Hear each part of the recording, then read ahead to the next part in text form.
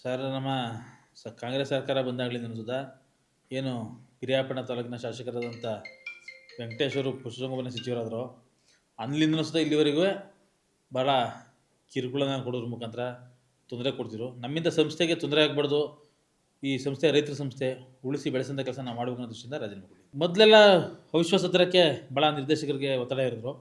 ಅದಾಗದೇ ಇರೋಂಥ ಸಂದರ್ಭದಲ್ಲಿ ಈ 6 ತಿಂಗಳಿಂದ 65 ಎನ್ಕ್ವೈರಿ ನೋಟಿಸ್ ಕೊಡೋದು, ಮತ್ತು ವಾಸಸ್ಥಳನ ವಜಾ ಮಾಡ್ಸೋಕೆ ಹೋಗೋದು, ಈ ಥರ ಎಲ್ಲ ನೋಟಿಸ್ ಮೇಲೆ ನೋಟಿಸ್ ಕೊಡೋದ್ರ ಮುಖಾಂತರ ತೊಂದರೆ ಕೊಡ್ತಿದ್ರು. ಆದರೆ ಇತ್ತೀಚಿನ ದಿನಗಳಲ್ಲಿ ಈಗ ಒಂದು ತಿಂಗಳಿಂದ ಮೈಮೂಲ್ ಮೇಲೆ ಒಂದು ಎನ್ಕ್ವೈರಿ ಹಾಕಿಸಿ ಬಾಡಿ ಸೂಪರ್ವಿಷನ್ ಮಾಡ್ತೀನಿ ಅನ್ನೋ ದೃಷ್ಟಿ ಇಟ್ಕೊಂಡು ಕೆಲಸ ಮಾಡಿದ್ರು.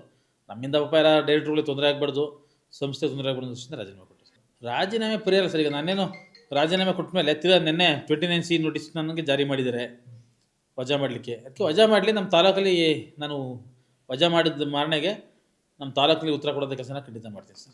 ಇನ್ನೂ 15 ದಿನ ಬೇಕು ಸರ್ ಅದು ಅಂಗೀಕಾರ ಆಗಲಿಕ್ಕೆ. ಈಗ 5 ದಿನ ಆಗಿದೆ, ಇನ್ನು 10 ದಿನದಲ್ಲಿ ಅಂಗೀಕಾರ ಆಗ್ತದೆ ಸರ್. ವಾಪಸ್ ತಗೊಳ್ಳೋಕೆ ಅವಕಾಶ ಇದೆ.